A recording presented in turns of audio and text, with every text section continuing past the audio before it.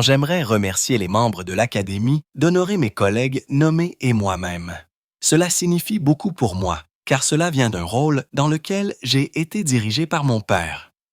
Les moments difficiles sont, vous savez, ils doivent être difficiles. Si ils n'étaient pas difficiles, ce ne serait pas bon. Anjelica Huston est restée silencieuse pendant des décennies au sujet de sa relation de 17 ans avec Jack Nicholson. Tout le monde savait qu'il la trompait, mais personne ne connaissait la véritable histoire. En 2025, à 74 ans, elle a finalement brisé le silence.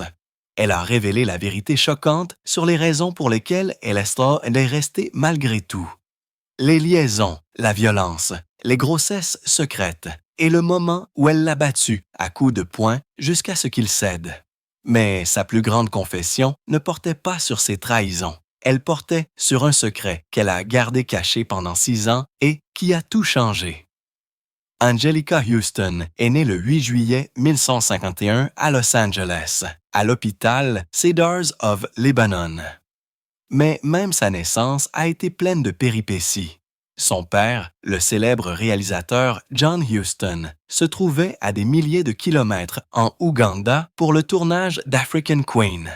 Il a dû être contacté par télégramme à un bureau de poste local juste pour qu'on lui annonce la naissance de sa fille. Sa mère, Henria S., était une ballerine talentueuse. Et Anjelica est née dans une famille qui semblait magique de l'extérieur, mais c'était une étrange sorte de foyer. Anjelica n'allait pas à l'école comme la plupart des enfants. Elle et son frère Tony recevaient des cours à domicile. Ils ont grandi dans le silence, entourés de chants et d'animaux, coupés des autres enfants. Leur père était rarement là, et leur mère était souvent laissée seule à gérer les choses. Au fil des années, d'autres membres de la famille sont apparus, notamment un frère adoptif nommé Pablo et une demi-sœur appelée Algra, que tout le monde surnommait Legs. Puis est venu un autre demi-frère, Danny. L'un de ses oncles était l'acteur Walter Huston, et elle deviendrait un jour la tante de l'acteur Jack Huston.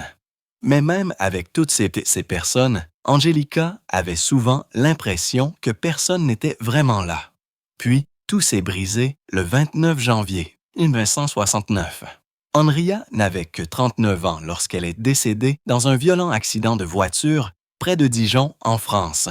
La voiture a quitté la route et a fini dans un fossé. Anjelica, qui avait 17 ans à l'époque, a senti la terre bouger sous ses pieds. La perte de sa mère de cette manière n'a pas seulement apporté de la tristesse. Elle a apporté de la rage, de l'abandon et de la confusion. Elle n'était plus une enfant, mais pas encore adulte. Et maintenant, la seule personne qui était toujours restée avait disparu. Peu après, elle a déménagé d'Irlande à Londres avec son père. Mais rien dans ce déménagement ne ressemblait à un nouveau départ. Cela n'a fait qu'approfondir le vide. À Londres, à la fin des années 1960, Anjelica a essayé de se trouver, mais ce n'était pas facile. Elle a abandonné l'école à 16 ans. Les enfants l'avaient harcelée à cause de sa taille. Elle mesurait presque 1,33 m et sa dyslexie lui faisait sentir la lecture comme une torture. Il l'insultait. Elle a commencé à se faufiler dans des clubs enfumés où jouaient des groupes comme les Yardbirds. Sa rébellion était discrète mais ferme. Puis, à 18 ans, en 1969, elle a décroché son premier grand contrat de mannequin avec Vogue. Il s'agissait d'une séance photo dans les tourbières irlandaises balayées par le vent avec le photographe Richard Avedon. Elle avait l'air sauvage et éthérée, comme quelqu'un d'un autre monde. Mais derrière la caméra, elle souffrait toujours. Elle a admis plus tard avoir traité son co-mannequin durement, le faisant chercher des nénuphars dans les marais froids. La douleur de la perte de sa mère vivait toujours juste sous sa peau. En 1968, un an avant cette séance photo, elle avait signé avec la puissante agence Eileen Ford à New York. À seulement 17 ans.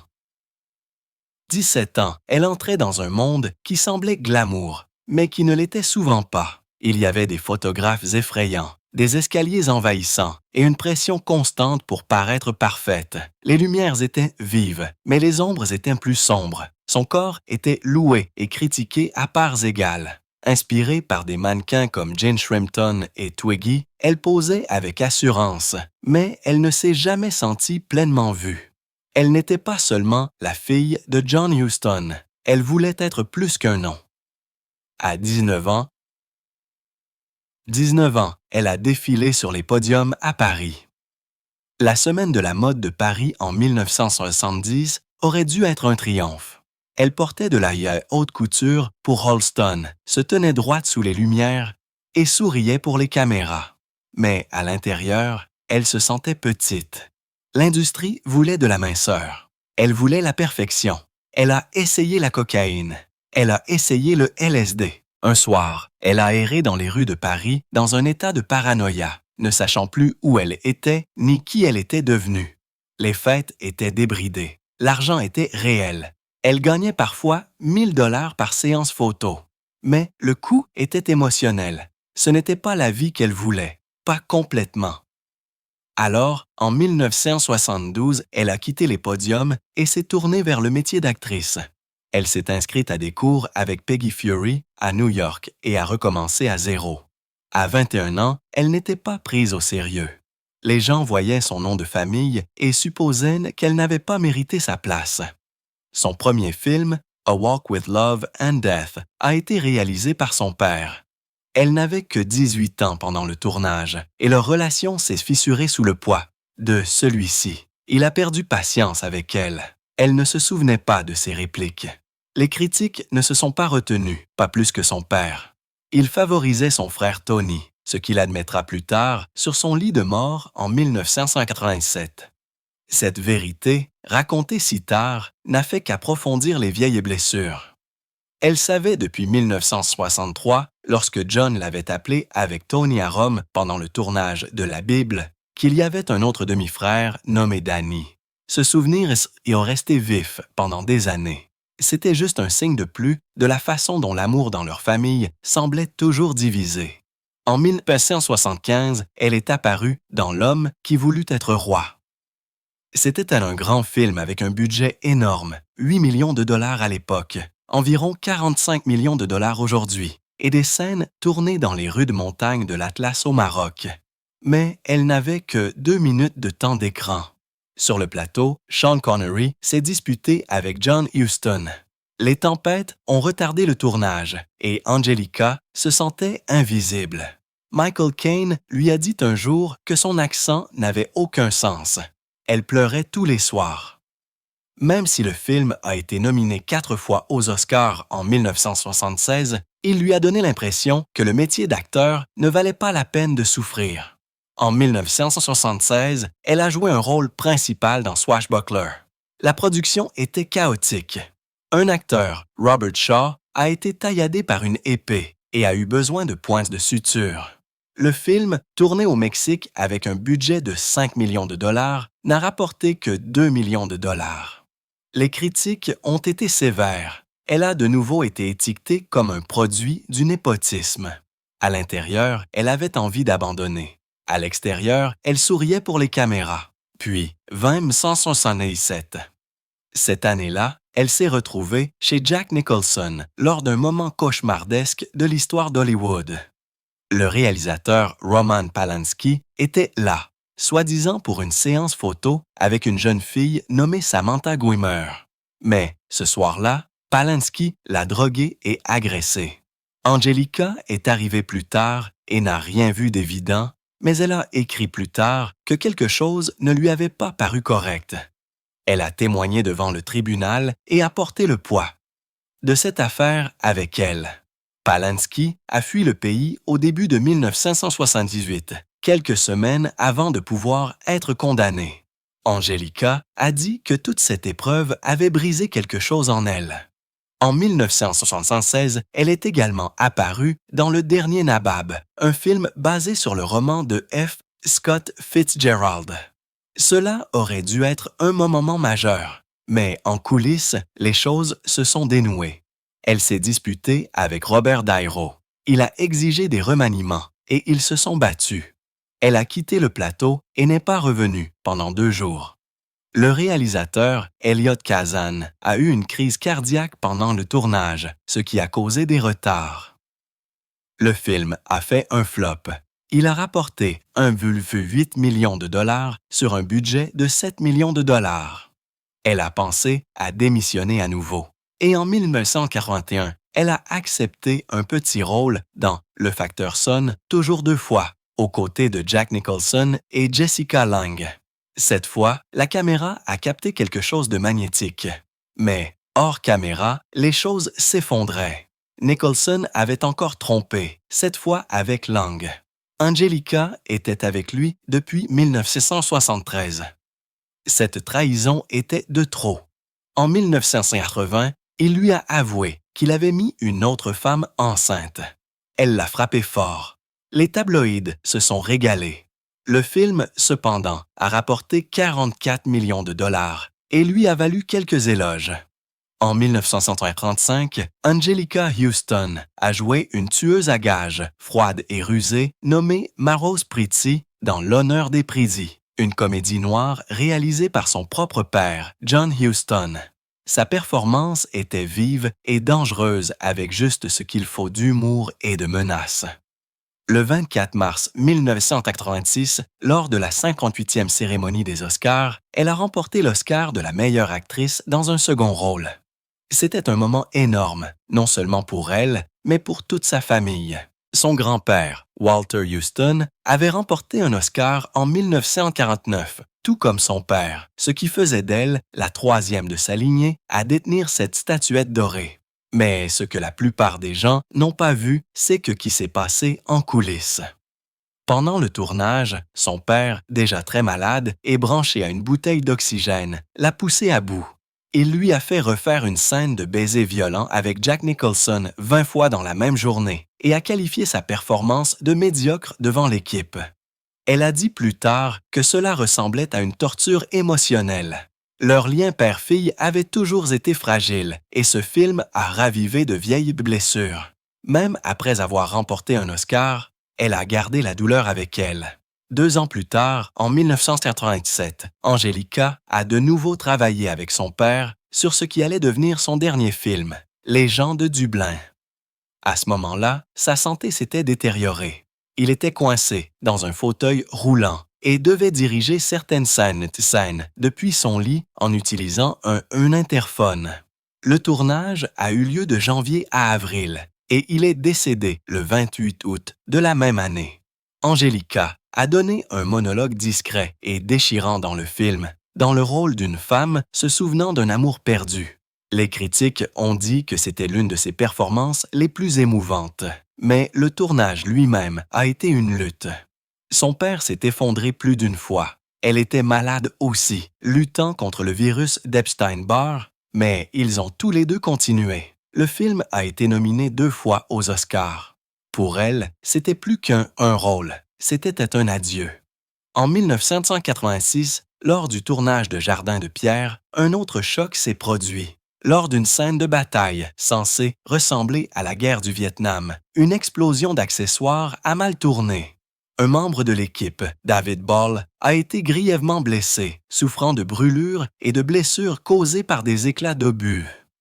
Angelica était là quand c'est arrivé. Elle a dit plus tard que cela avait ébranlé sa confiance dans la sécurité des plateaux de cinéma. L'OSHA a infligé une amende au studio pour des violations.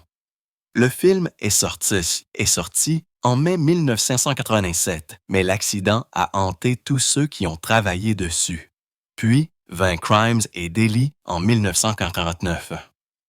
Dans ce film, elle a joué une femme trahie par l'homme qu'elle aimait. Mais ce n'était pas que du jeu. Elle s'est sentie très mal à l'aise pendant le tournage. Le réalisateur Woody Allen n'autorisait pas les répétitions et ne donnait qu'une seule prise pour les scènes émotionnelles. Elle a dit que cela la faisait se sentir exposée et nerveuse. Certaines scènes étaient si intenses qu'elle se sentait isolée et vulnérable. Et des années plus tard, lorsqu'Alan a été confronté à des controverses, elle a repensé à cette expérience avec malaise, remettant en question l'ensemble du processus. L'un de ses rôles les plus emblématiques est survenu en 1991 lorsqu'elle a joué Morticia Addams dans La famille Addams.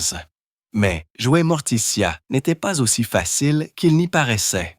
Elle portait un corset en métal si serré qu'il lui donnait des maux de tête et l'empêchait de s'allonger entre les prises. Des lumières étaient projetées dans ses yeux dans chaque scène et sa peau était tirée avec du ruban adhésif pour créer un look obsédant. À la fin du tournage, elle était tellement épuisée qu'elle a brûlé tout le costume dans un feu de joie. Pourtant, le film est devenu un énorme succès, rapportant plus de 151 millions de dollars. Elle a même été nommée pour un Golden Globe. Elle est revenue en 1993 pour les valeurs de la famille Addams. Lors d'une scène, elle a brûlé une maison de poupées sur sa scène, et ce moment était entièrement son idée. Cela venait de ses propres frustrations d'enfance d'être forcée de s'intégrer. En coulisses, le tournage s'est interrompu lorsque sa co-star, Raúl Julia, est tombé gravement malade d'un cancer de l'estomac. Il est décédé l'année suivante. Le film n'a pas rapporté autant que le premier, mais avec le temps, il est devenu un favori culte. Angelica a dû porter à nouveau le même corset douloureux et les mêmes lumières vives. Mais sa performance a transformé Morticia en une légende. Dans Sacrée sorcière, sortie en 1990, elle s'est transformée en la grandissime sorcière. Cette transformation prenait jusqu'à 7 heures par jour en maquillage et 6 heures supplémentaires pour l'enlever. Elle portait des prothèses, des griffes, une fausse bosse et un long museau. Les lumières étaient si chaudes qu'elle a failli s'évanouir pendant le tournage de la scène de la conférence des sorcières. Pendant ce temps, l'auteur Roald Dahl était furieux de la fin heureuse du film. Il a même menacé de retirer son nom des crédits avant de mourir en novembre 1990. Des années plus tard, le maquillage du remake de 2020 a suscité la controverse pour la façon dont il dépeignait les différences de membres. Mais la version de Houston reste la plus emblématique. Dans The Crossing Guard, sorti en 1945, elle a joué aux côtés de Jack Nicholson, son ancien partenaire depuis 17 ans. Leur rupture dans la vraie vie avait été douloureuse. Il l'avait trompée et avait eu un enfant avec une autre femme. Cette douleur brute s'est déversée à l'écran. Dans une scène, elle l'a giflé sans prévenir. Elle a admis plus tard que la colère était réelle. L'histoire parlait de deuil et de vengeance, et elle reflétait leur propre passé non résolu. Bien qu'il n'ait pas rapporté beaucoup d'argent, il a reçu de bonnes critiques et a montré à quel point Angelica pouvait aller loin. En 1998, elle a joué la méchante belle-mère dans À tout jamais, une histoire de Cendrillon. Lors d'une scène d'équitation, elle est tombée et s'est blessée au dos, mais a continué.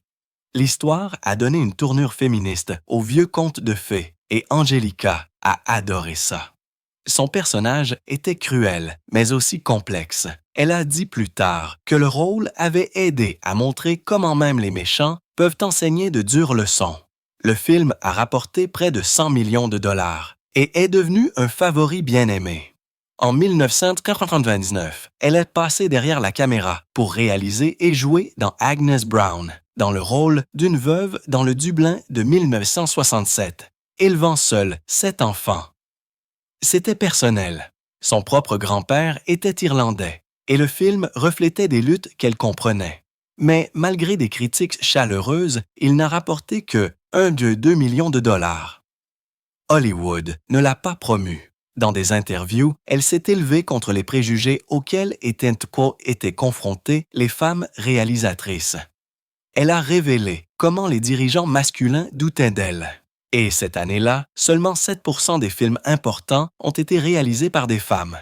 L'histoire d'Agnès était aussi la sienne, remplie de pertes, de courage et de négligence. En 2008, elle a prêté sa voix à la reine Clarion dans Clochette de Disney. Elle a enregistré ses lignes seule dans un studio pendant de longues heures et a basé la grâce du personnage sur sa propre mère, une ballerine décédée dans un accident de voiture lorsqu'Angelica n'avait que 17 ans.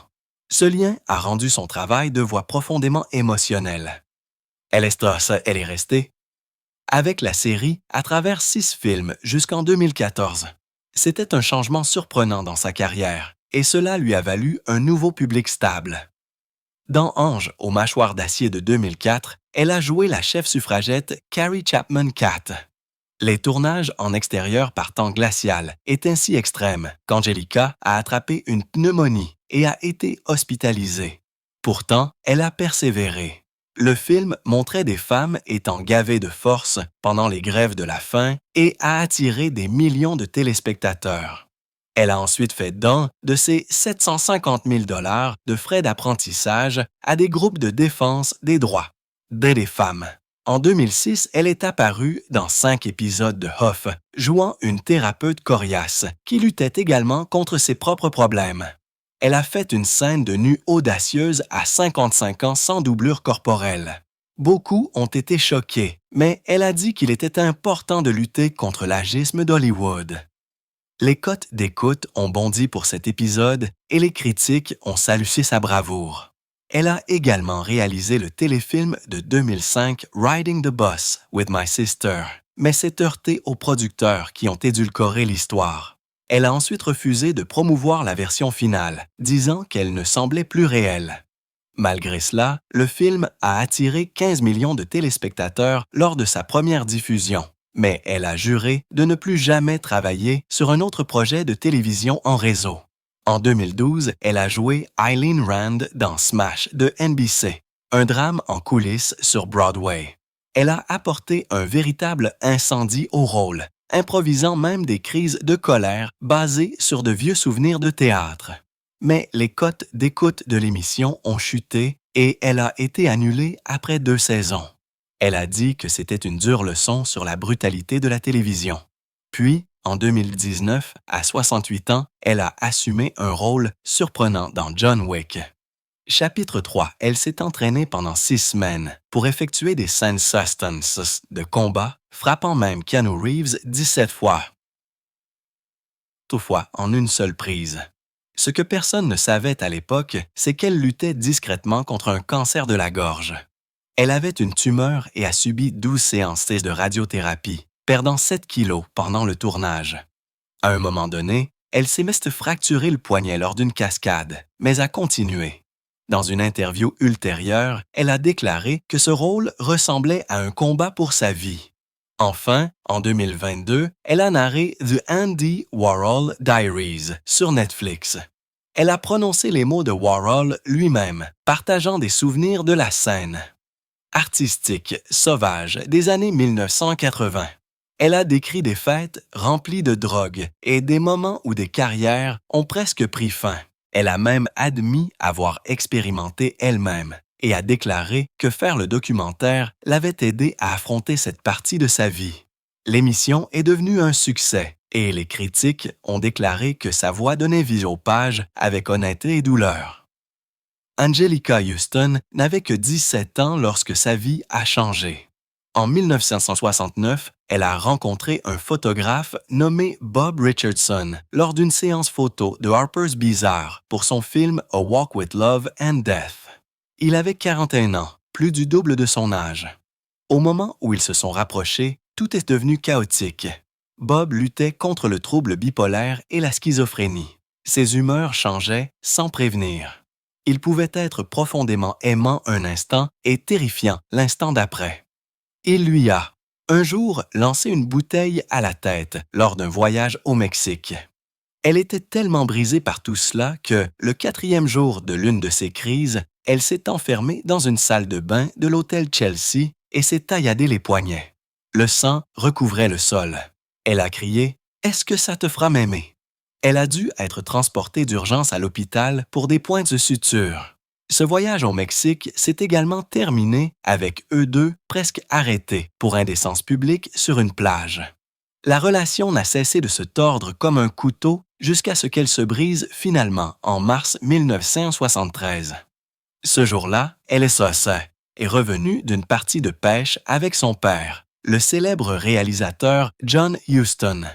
Elle a regardé Bob dans les yeux et lui a dit « Si tu étais la dernière personne en vie, je ne te serrerai pas la main. » En retour, Bob a détruit tous ses effets personnels.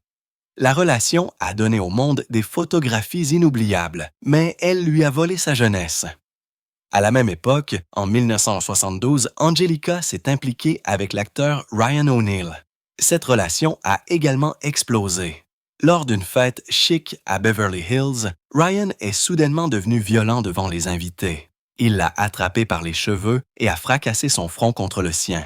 Elle s'est éloignée en titubant de douleur et s'est cachée dans la salle de bain. Mais il l'a suivie et lui a frappé la tête à mains ouvertes jusqu'à ce qu'il sorte simplement. Certains disent qu'elle l'a frappé en retour avec une bouteille de champagne avant que cela ne se termine. Il a même menacé sa sœur, Al Gras, et a ouvertement sniffé de la cocaïne. Elle y a mis fin ce soir-là, mais la douleur de cette nuit est restée avec elle pour toujours. Peu après, elle est revenue vers quelqu'un de plus familier, Jack Nicholson. À ce moment-là, son monde était déjà en morceaux. En 1969, sa mère, la ballerine Henrique Soma, est décédée dans un accident de voiture à seulement 39 ans. Angelica était anéantie. Elle a dit qu'elle avait l'impression que son cœur s'était transformé en cendre. Elle a essayé la thérapie. Elle a tenu un journal, mais rien ne pouvait remplacer sa mère. Même les fleurs d'amis, comme le photographe Dick Avedon, la rendaient plus furieuse que réconfortée. Elle a admis que l'incident de la taillade des poignets avec Bob Richardson ne concernait pas seulement lui. C'était le poids de son deuil. Sa mère avait perdu sa propre mère à 4 ans. Maintenant, la douleur se répétait. Dans les années qui ont suivi, Angelica s'est tournée vers le métier d'actrice et la drogue, essayant de rester à flot. En 1973, après la rupture avec Bob et son court et violent passage avec Ryan, elle a commencé à se reconstruire pièce par pièce. Tout a de nouveau basculé le 22 avril 1973. Ce soir-là, Jack Nicholson l'a invitée à sa fête d'anniversaire. Elle avait 21 ans. Il en avait 36. Ils ont dansé pendant des heures. Ce soir-là, elle n'est pas rentrée chez elle. Le lendemain matin, il lui a offert une Mercedes décapotable, mais le conte de fées s'est rapidement fissuré. Il a annulé un rendez-vous peu après, disant qu'il avait autre chose à faire. Cette chose s'est avérée être une rencontre secrète avec son ex-petite amie Michelle Phillips des Mamas and the Papas. Ce genre de trahison est devenu une habitude. Nicholson était charmant, mais il ne cachait pas ses liaisons. En 1973, pendant une pause dans leur relation, Angelica l'a quitté brièvement pour être avec Ryan O'Neal. Mais après la violence, elle est revenue vers Jack en 1975. En 1977, ils ont emménagé ensemble sur Mulholland Drive. Mais Jack avait déjà couché avec tellement de femmes, des serveuses, des mannequins, des actrices. Elle a trouvé des vêtements de femmes chez lui plus d'une fois. Il a engendré d'autres enfants. Un jour, en 1982, une jeune Gwyneth Paltrow a chuchoté que Nicholson lui faisait peur. Angelica a répondu « Avec raison, il me fait peur à moi aussi ». À l'approche de Noël 1980, les fissures étaient profondes. Ce jour-là, Nicholson lui a offert un bracelet en diamant et en perles. Il avait appartenu à Ava Gardner et était un cadeau de Frank Sinatra. Mais ce n'était pas une douce surprise, c'était une dissimulation. Elle venait d'apprendre qu'il avait une liaison avec un mannequin danois pendant qu'elle était absente pour refaire le tournage du Facteur Sonne toujours deux fois.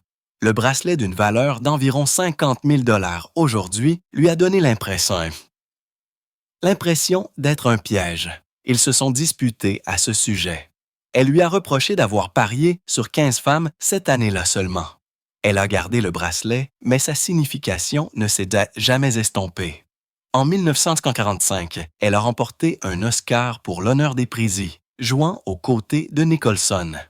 Mais même le succès ne pouvait pas réparer ce qui était brisé. La même année, il l'a demandé en mariage pour la 3e fois. La première fois, c'était en 1975, puis en 1980, et maintenant une fois de plus. Mais elle l'a repoussé à chaque fois.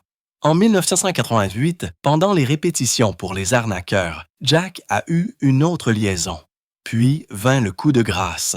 En décembre 1949, il dînait quand Jack l'a regardé et lui a dit que sa nouvelle petite amie, Rebecca Broussard, 26 ans, était enceinte. Angelica a craqué. Elle a fait irruption dans son bureau et l'a frappé à coups de poing encore et encore, jusqu'à ce qu'il cède. Il a essayé d'en plaisanter plus tard, mais la douleur était réelle. Nicholson avait déjà une fille depuis 1963. Maintenant, il allait en avoir deux autres, Lorraine en 1990 et Ray en 1992. Houston a déménagé le mois suivant, en janvier 1990. Elle avait appris la grossesse, non pas de Jack, mais d'un article de Playboy. Des années plus tard, elle a admis que le fait de le frapper lui avait fait du bien. C'était la seule fois où elle a pu libérer la douleur de toutes ces années et de toutes ces femmes. Pourtant, ils sont restés étrangement proches. Et lorsque des incendies de forêt ont balayé la Californie en 2025, c'est Jack qui l'a appelé en premier. Le 7 janvier 2025, les incendies de forêt ont détruit plus de 6500 structures à travers Los Angeles. Houston a dû fuir son ranch dans la Sierra Nevada avec ses chiens, ses chats et sa gouvernante. Sa maison a failli ne pas survivre. L'électricité et l'eau étaient toujours coupées des semaines plus tard. C'est alors que Jack Nicholson, aujourd'hui âgé de 87 ans, lui a offert sa maison. Elle avait 73 ans. Elle a dit que c'était incroyablement doux. Cela lui a rappelé que même après toute la douleur, leur lien n'avait jamais vraiment disparu. À peu près à cette époque, en février 2025, Angelica a fait autre chose qui a choqué tout le monde. Elle a finalement admis pourquoi elle était restée avec Jack pendant 17 ans malgré tout. Je l'aimais. Elle a dit qu'elle n'avait jamais pensé que sa tromperie était personnelle. C'était juste sa façon d'être. Elle a appris à se protéger. Elle a dit qu'être à Hollywood signifiait qu'il fallait être dur. Et même lorsqu'il a engendré un enfant avec une autre femme en 1990, elle ne l'a jamais détesté. Elle a dit que leur amitié comptait toujours. Elle ne l'a jamais poursuivi en justice pour de l'argent, même si ses nombreuses liaisons lui auraient coûté plus de 10 millions de dollars en règlement. Au lieu de cela, elle a utilisé son chagrin d'amour pour créer des rôles puissants. Puis, en avril 2025, un autre secret a été révélé. Angelica a révélé qu'elle avait été diagnostiquée d'un cancer en 2019, juste avant la sortie de John Wick chapitre 3, Parabellum. Elle l'a gardé caché pendant 6 ans, aujourd'hui 73 ans et 4 ans sans cancer. Elle a dit que la maladie lui avait fait voir la vie différemment. Elle n'a pas dit de quel type de cancer il s'agissait, mais elle a partagé comment cela l'avait fait rire davantage et stresser moins. Ses médecins lui avaient sauvé la vie. Elle a dit qu'elle était fière d'avoir survécu. Et enfin, elle apprenait à vivre pleinement, tout comme les roses qu'elle plantait dans son